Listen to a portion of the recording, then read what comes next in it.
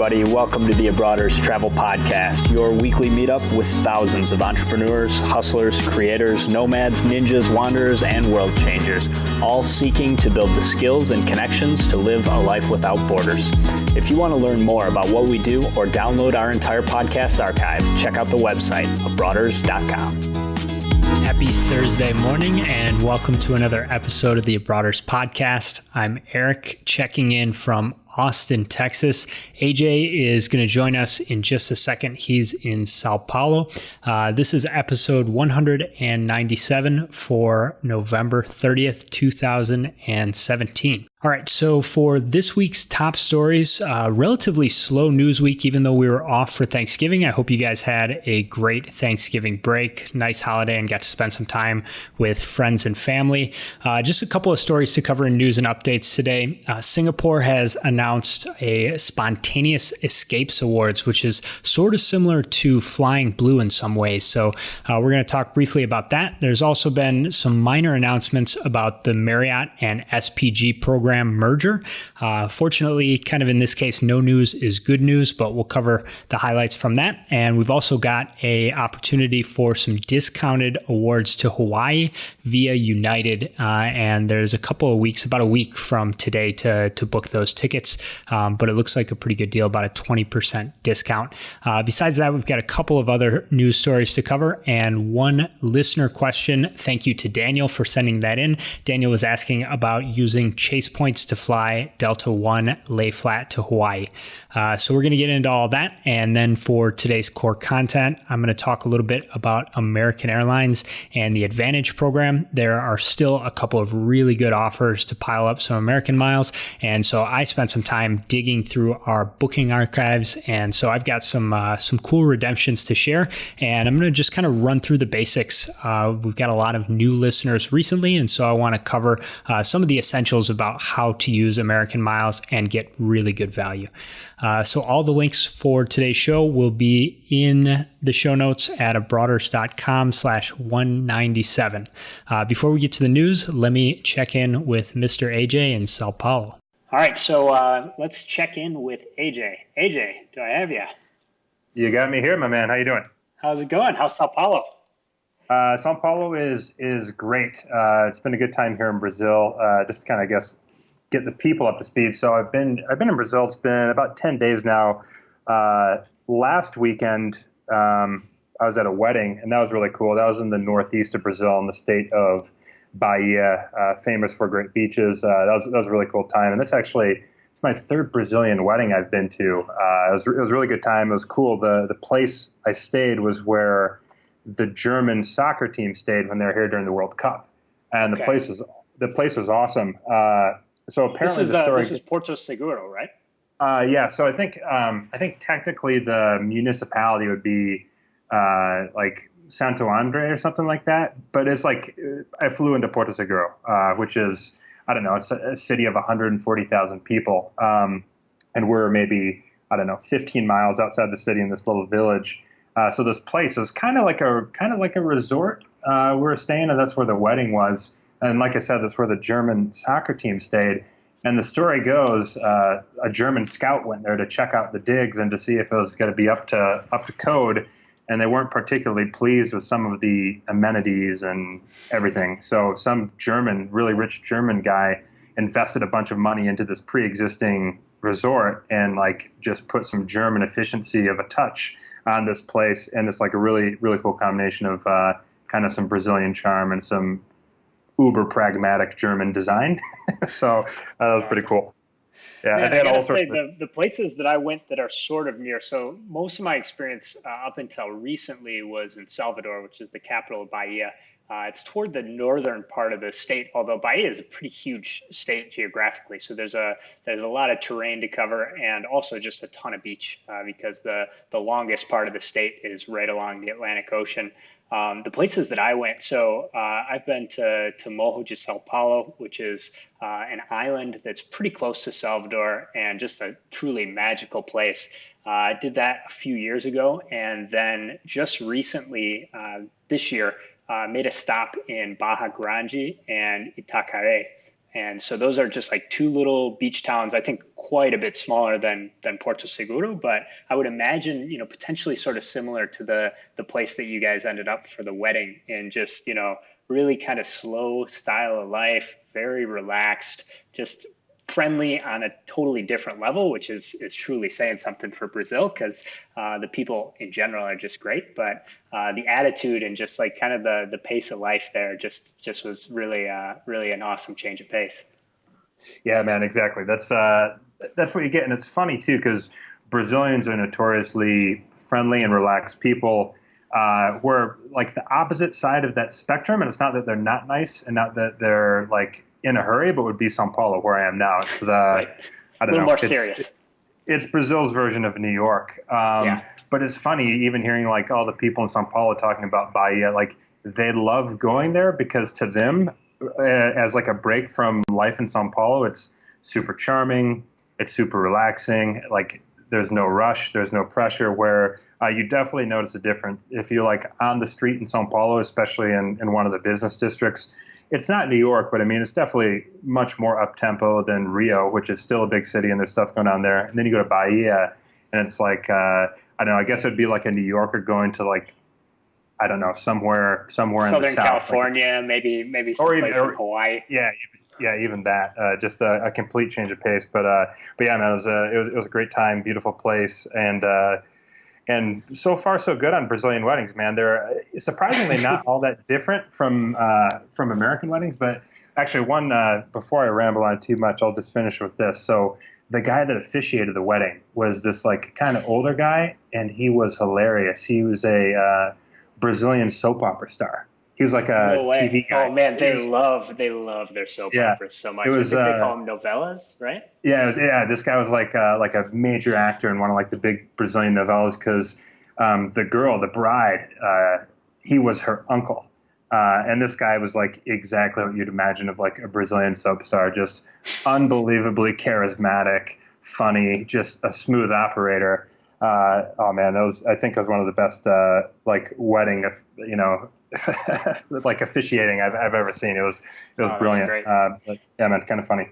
So tell me real quick about your itinerary. I know you flew Delta to get down to Sao Paulo. Did you use points at all for the trip to Porto Seguro? How did you get there?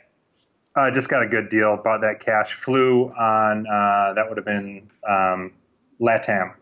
So flew LATAM to Porto Seguro, got like a really good deal there. Direct flight from Guarulhos. Would have been way better if we could have flown from Congonhas, which is the airport downtown, and it's pretty close to where I'm staying, but there's just not as many flights out of there.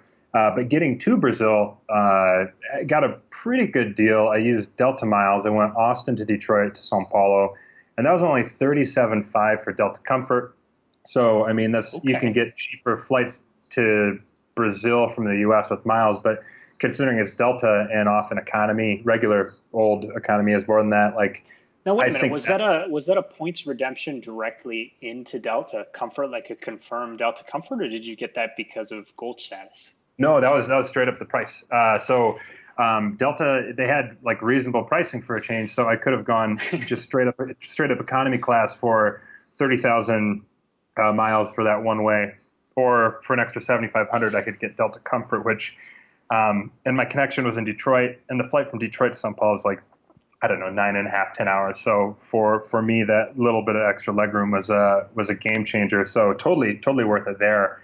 Heading back, it looks like United is going to be my horse, which will be, your standard 30K. I'll go from São Paulo to Houston. It'll be a red eye, so I'll get in from Houston to Austin early on Friday. So for those listening, when the show is released tomorrow.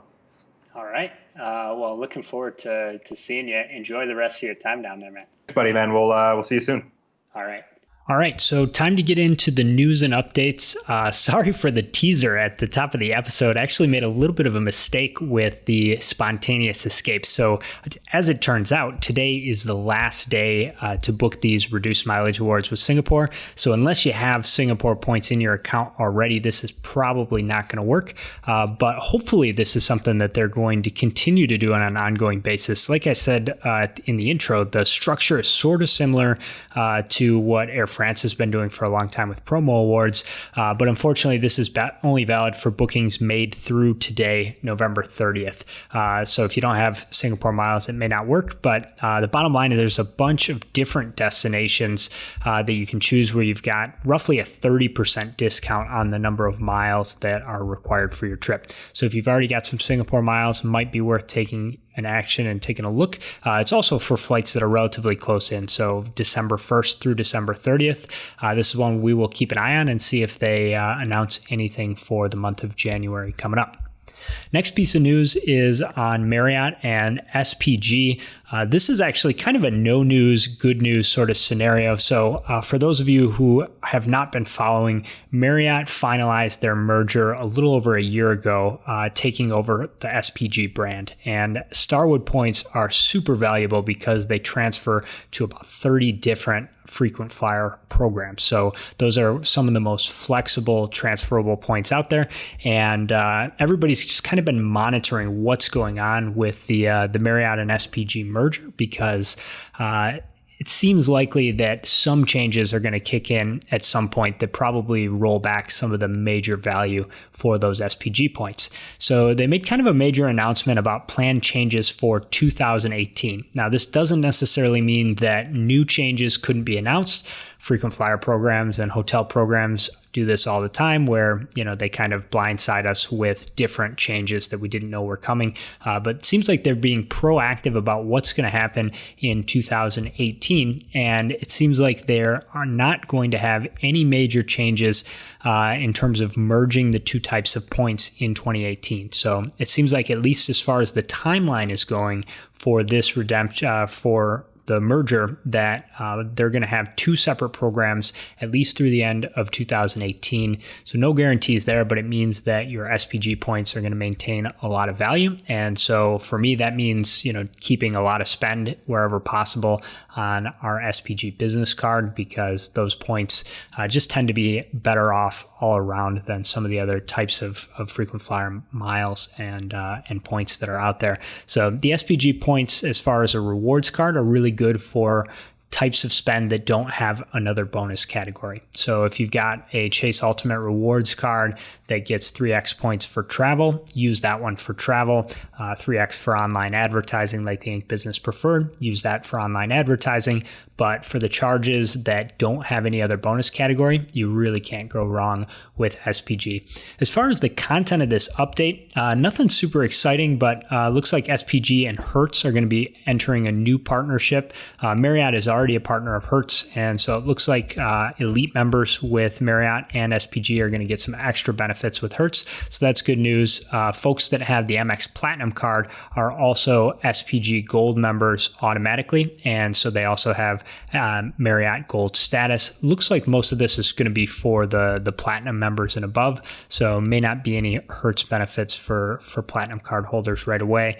Then also we've got a announcement that 2017 is going to be the last year for rollover nights. So in the past, Marriott has allowed members that stay more nights than the elite level that they qualify to roll over those nights for the next year. So for example, if you need 50 nights to hit a certain level of elite status and you end up staying 57 nights, you haven't reached the next level, which maybe is 75. Instead of just losing those extra nights, you get to roll those over. And it looks like that's going to be this year is the last year. So good news for getting a head start on elite status with Marriott for 2017, but they're going to be canceling the promo for 2018.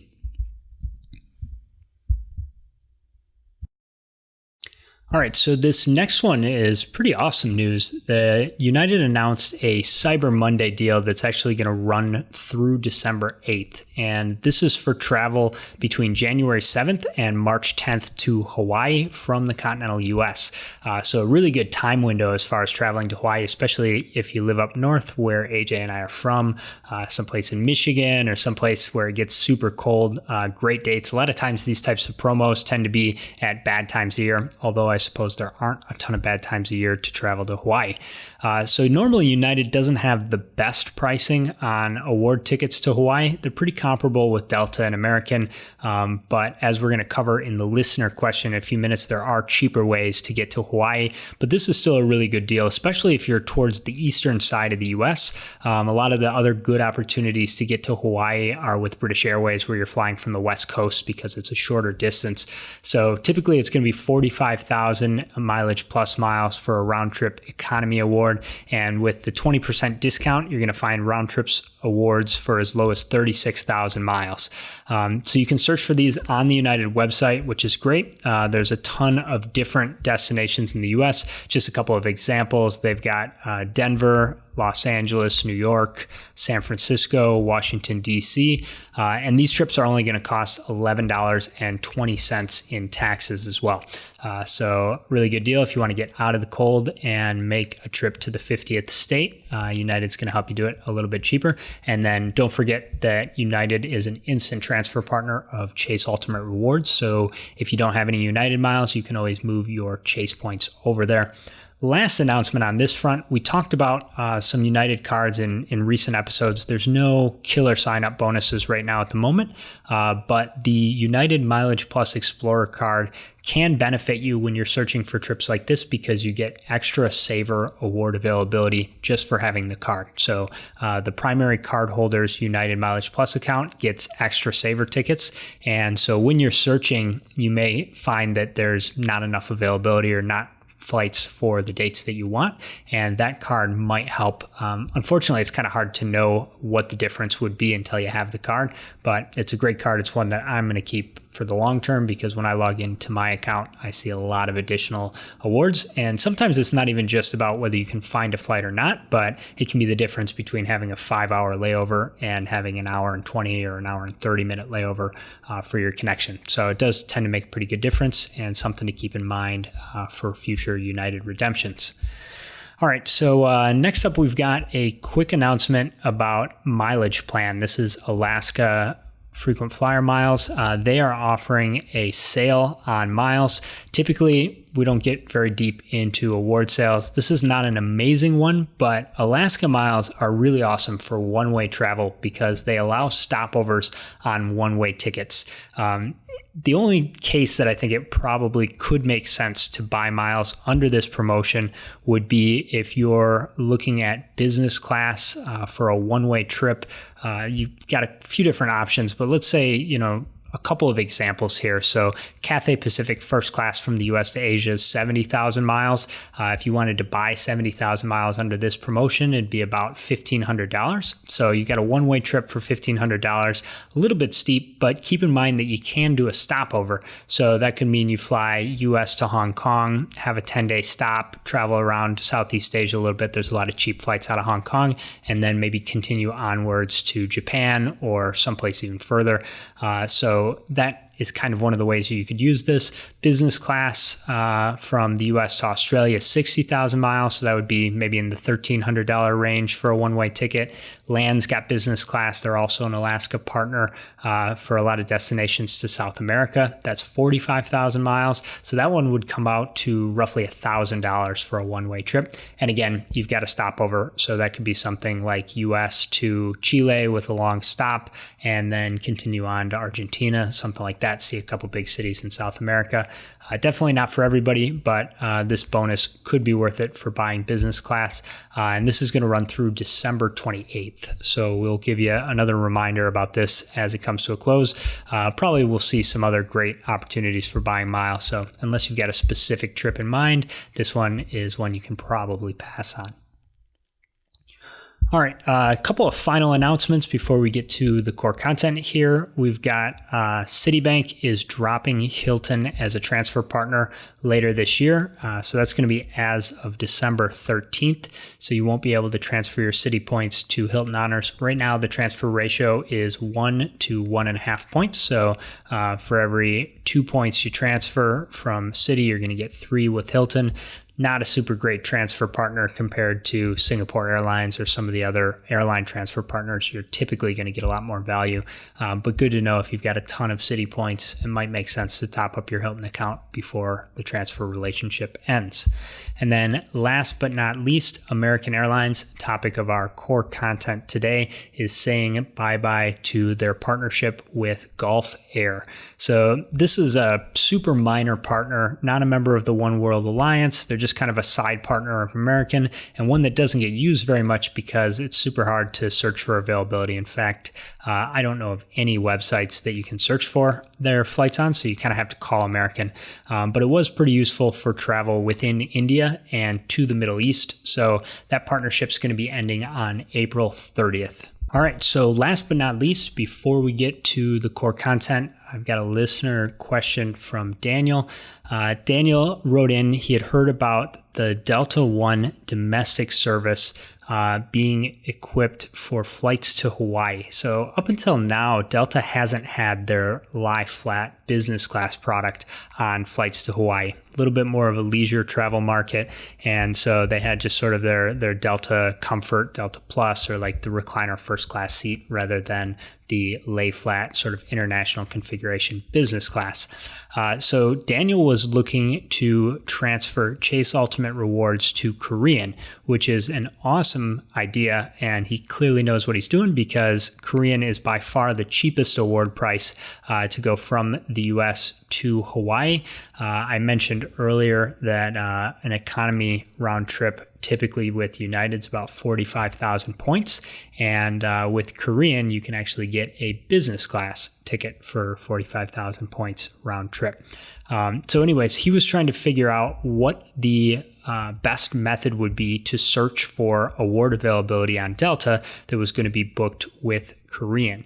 And the reason this is tricky is because Delta doesn't have a published award chart. And so it's not always clear. Usually when you have partner airlines that can book a saver level ticket on a partner, you have to have the lowest level availability. And so I'm pretty sure, Daniel, in this case, that the Delta Level 1 price for a business class seat to Hawaii is going to show up on the Delta website at 50,000 points each way. By the way, just for comparison there, 45,000, if that seat's available on Delta's website and you see the price at 50,000 points each direction, it means that Korean Miles can book that trip for 45,000 round trip. If you see 40,000 points, I think that that's going to mean that the flight is operated by an aircraft that just has the recliner seat in first class. So I took a look at this and checked a couple of different posts. And if you're searching Delta's website, the tickets that are at 50,000 each way should be the Delta One product. You can also use Expert Flyer to search for the lowest level Delta award space that should be bookable through Korean Airlines. So best of luck to you, Daniel. Thanks a bunch for the question and looking forward to hearing back from you. I've got a couple of resources in the show notes that I'll share with you guys that kind of explain this process. But again, if you kind of consider the pricing here, if you have Delta miles, it's 100,000 points round trip. If you got Chase Ultimate Rewards and you transfer them to Korean, you can get it for 45,000 round trip. So huge difference there. Good luck to Daniel, and thanks again for the question. All right, so time to get into a little bit more detail on American Airlines, the AAdvantage program. So for the core content today, I want to talk a little bit about how to get more value from your American points. I'll talk a little bit about the couple of offers that are out there as far as earning points. But mostly I want to focus on the redemption side today. For some of you guys, this will be a little bit of a review, but I want to make things simple and just kind of talk about the basics because this is a really good program and one of the types of miles that we see the most successful redemptions spread out across all over the world. So these miles can be super valuable. To start out, just some kind of high-level stats. So with American Airlines, we've seen about 85 redemptions in the last, let's say, 12 months or so. So in about the last rolling year, the booking service has done about 85 redemptions. We've had about 30% of them in economy and about 70% in business class. Just over 5 million miles redeemed and about $250,000 worth of travel savings from those 5 million miles. So we're seeing folks get a really good return.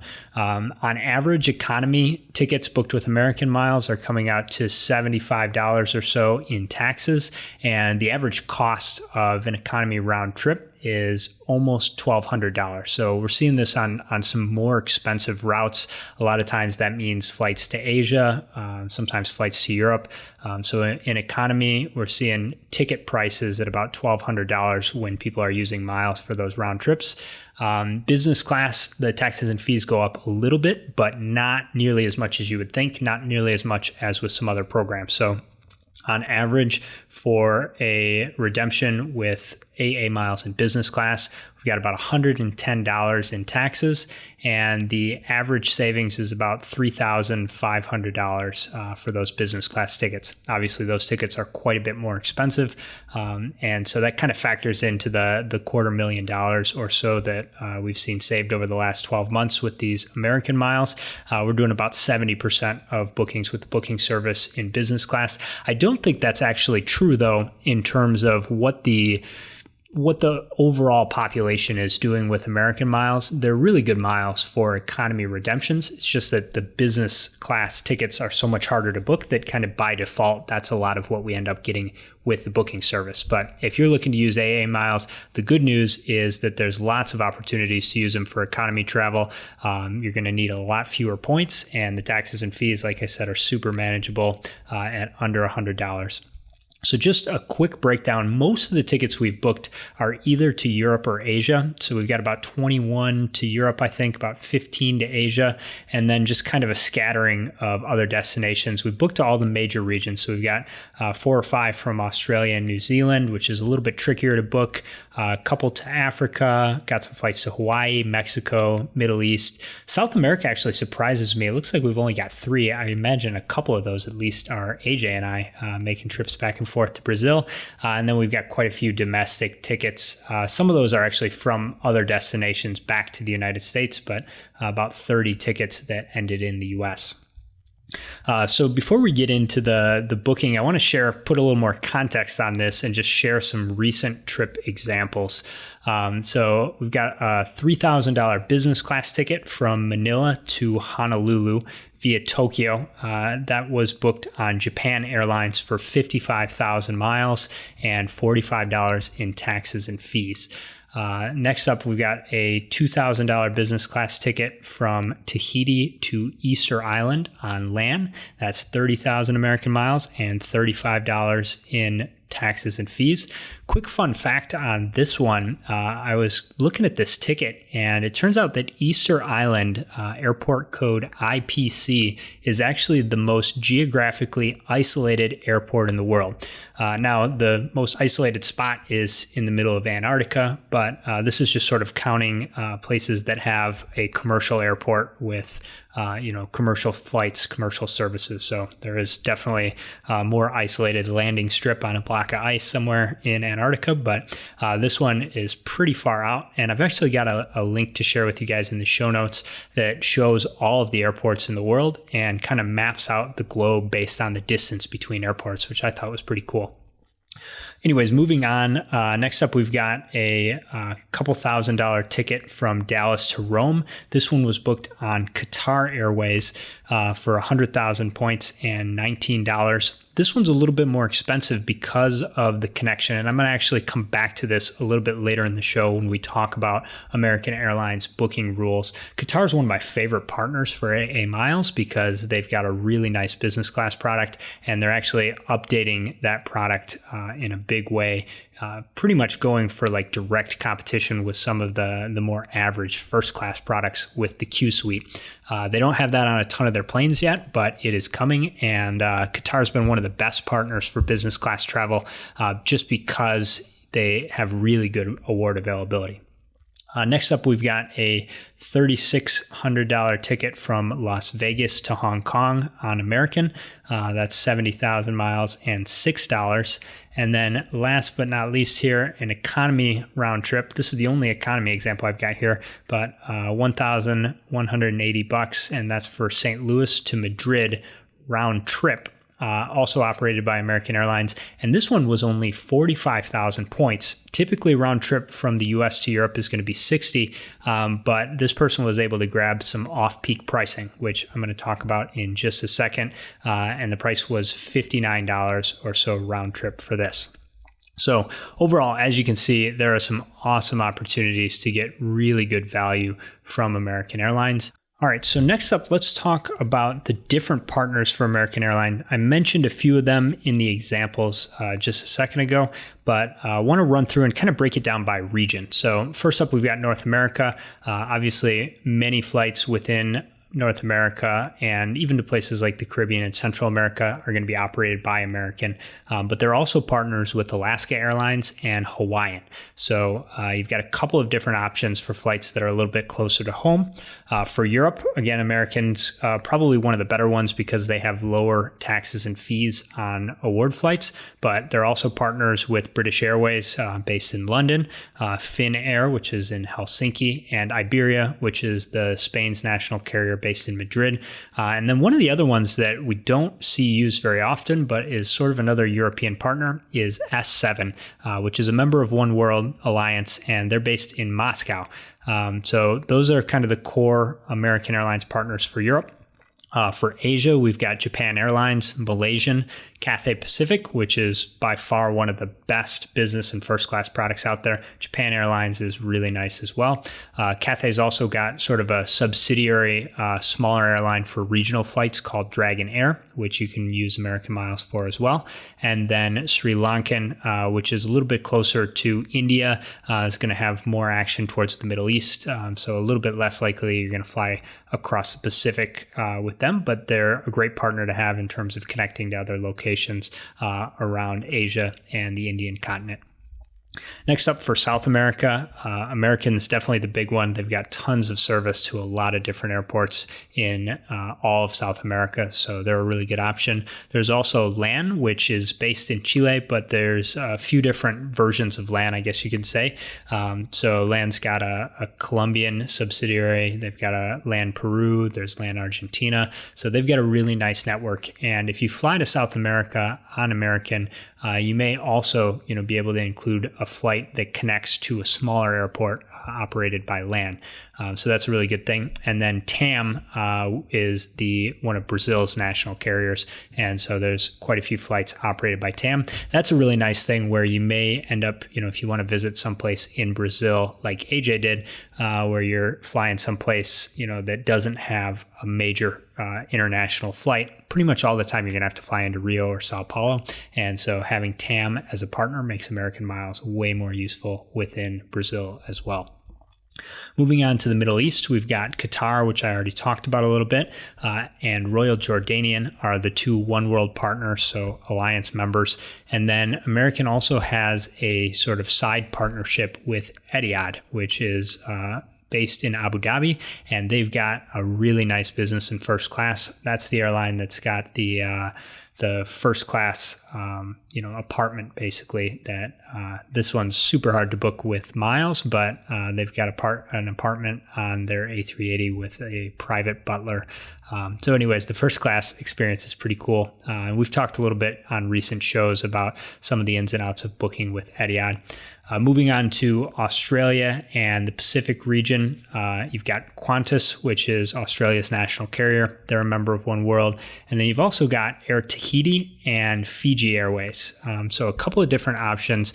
That's one of the trickier regions to book. Qantas doesn't do a great job at opening up low-cost award tickets, but American does have some flights, and it can definitely be done.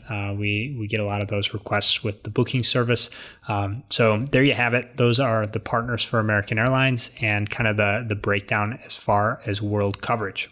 So time to get down to booking award tickets, I want to talk briefly about the pricing and then cover the basic rules about how you can book tickets.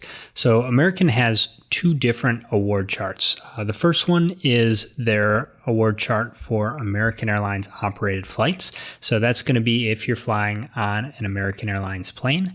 And then they've also got a chart for their partners, which is going to include all of the other airlines that I just talked about for some of the other destinations. So typically, the price that you're going to see for partners is going to be close, maybe a little bit higher than the lowest price for travel on American. And the main thing to watch out for with flights operated by American Airlines is that American charges much higher prices if they can get away with it. Those are called anytime awards, and they can be 2 or 3 or even 5 times as much as the lowest price in miles. So if you're looking at tickets, you want to be looking for the Saver Award to whatever your destination is. And so they've got an award chart where you can just look up. It's a zone-based chart, which means that travel is broken down by region, which is why I went through each of the regions and the partner airlines that are available. So in other words, if you're flying from the US to Europe, it's the same price no matter where in Europe you're flying. It's just sort of a flat price for anywhere in the US to anywhere in Europe. So that's can be an advantage, can also have some drawbacks depending on your trip, but it makes American Miles relatively simple. Some basic rules about booking tickets. You are allowed to book one-way awards, which are half the cost of round trip. That's really valuable flexibility. And it also means sort of by default that you're allowed to do open jaws, which just means flying into one city and flying back from another city. So if you book an American ticket, because you're allowed to do those one ways, you could fly from Chicago to Madrid and then fly back home from London to Detroit. And it's no big deal because you're just booking 2 separate one ways. But having that flexibility can be really nice because often you can get from Madrid to London on a cheap low-cost carrier. And so you can kind of see more than one city at your destination. And so that applies to any place in the world. You can book those one ways. Also means that you can string together a round the world trip. So something like a one-way from the US to Europe, and then another one-way from Europe to Asia, and then a final one-way from Asia back to the US, stringing 3 one-way trips together to make a round the world itinerary. Those are some of the cool things that you can do with American Miles. The one thing that you do want to be aware of is sometimes when you make a stop on your way to another region, you can get double charged. And that's actually what happened with the example that I shared earlier about the travel from Dallas to Rome. So a business class ticket from Dallas to Rome, if you were flying direct, should only cost about 55 or 60,000 miles on American Airlines. However, because they connected in Doha on Qatar Airways, which is in the Middle East, it actually priced out as 2 separate business class tickets.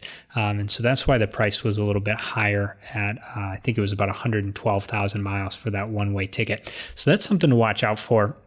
And by the way, we're also putting together a mini course on American Airlines.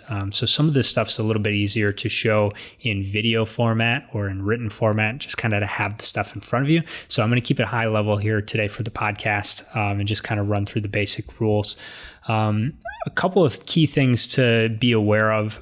American does have some fees that are involved with booking award tickets and especially with changing award tickets. So the main things that you need to know, it's actually much more generous than a lot of the other programs in the sense that if you want to make a change, you can typically change for free the dates that you're traveling.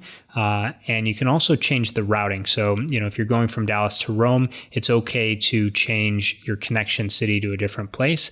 None of those things are going to incur a charge. The things that do charge you are if you need to change the origin or the destination, or if you need to downgrade your ticket. So let's say you go from business to from business to economy. Making those types of changes, there's a $150 change fee for the first passenger, and then $25 for any other passengers that are on the same ticket. Other fees to be aware of, they've got a $75 fee for bookings made within 21 days of travel and a $25 fee for tickets booked over the phone, but that is always waived if you can't book the ticket online. And there's actually quite a few airline partners that you're not able to book online. So I'm not going to go through all of them, but I think the main thing to know is that American, like so many other frequent flyer programs, hides availability from their website on their partners, making it harder for you to know all of your options. So at the top of this section where I ran through all of those partners, I'd say only, let's say, 4, 5 of them maybe are available on the American website. So you can find American tickets, British Airways tickets, and I think you can find Qantas on the AA website, and you can find Alaska. But almost all of the other partners, you either need to call or you need to use a different website to search. British Airways website shows a lot of the same partners that you can book with American's miles. So that's the big one. And for the rest of this, I'm going to leave it in the guide. So like I said, we've got a little mini course. It's not quite ready yet, but I'm going to put a link in the show notes where you can just register to get the course when it's ready to go. Just kind of a series, a little bit of an intensive on how to use American miles. So hopefully that's helpful. One quick pro tip, since you do have to use the phone every once in a while to book one of these awards that can't be found online, there are also a few different call centers that can be really useful if American has long hold times. Their call center is not terrible in the US, but they've also got call centers in Brazil, Australia, and New Zealand, and those ones somebody picks up right away. So you can use Skype to call those countries relatively cheap. It's not always super cheap, but because the hold times are short, if your time's super valuable, it might be helpful. And I'll put those are going to be on the show notes and also in the guide. So something to check out and consider. Last but not least, if you don't have American miles, there's a really good deal going on right now with the American Airlines card from Citibank. Both the business and the personal version of this card are offering 60,000 points after spending $3,000 in 90 days. I truly do not think that this one is going to be around much longer. Typically, this offer has stayed up for a couple months at a time, and then it goes back to 30,000 points. So if you want to get this card, I highly recommend doing it now.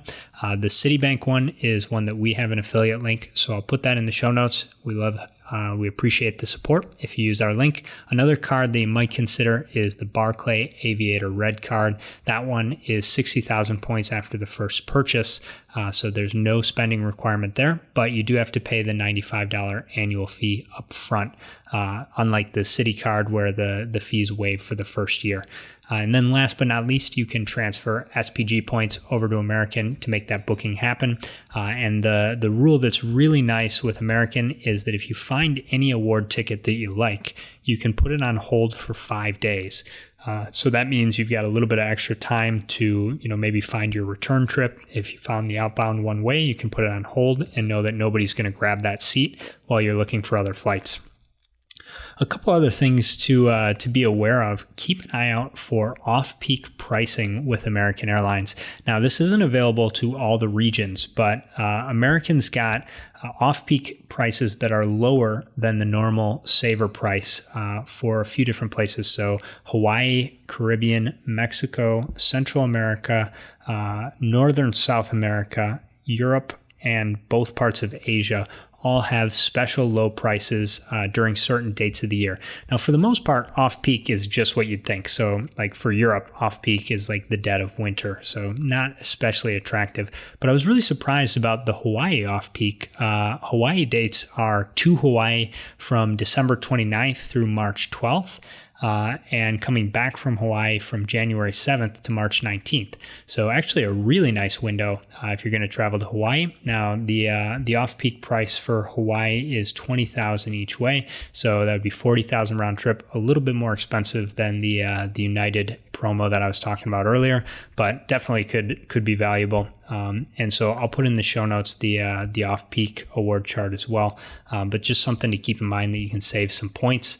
And then last but not least, the other deal that American has is what's called reduced mileage awards. And so the reduced mileage awards are for flights within the United States. And you have to have one of the cards that I mentioned, the American Airlines Citibank card, or I think the Barclay card may offer this as well. But there's some co-branded cards that give you reduced price domestic award tickets. So typically for flights that are over 500 miles within the US, the one-way price is $12,500 in economy. And if you have one of these cards, you can get a reduced mileage ticket for only 5,000 miles. So just a pretty significant discount, 7,500 miles fewer. So that makes a round trip 10,000 miles. The challenge with these is that you have to call to book. So it's a little bit more of a pain, but definitely worth saving those miles. And they're available to select cities kind of on a rolling basis.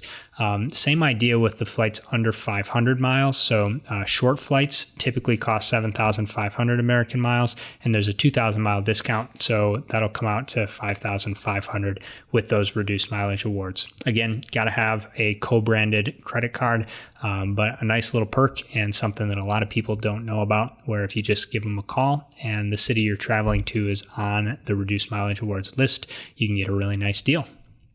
All right, that's going to do it for this week's show. Thank you guys all for being with me. AJ will be back next week. He's headed back from Sao Paulo on what I think is going to be a Singapore Airlines award ticket. So he'll be back here in Austin to join me next Thursday, and I will see you next week. Hey, Broaders, don't be shy. Hop over to the website and join our email list for exclusive travel hacking content. If you like what we're up to, the best way you can support the show is by leaving us a 5-star review on iTunes. Lastly, we would love to hear from you, so send your show feedback to Eric or AJ at abroaders.com. We will see you next week.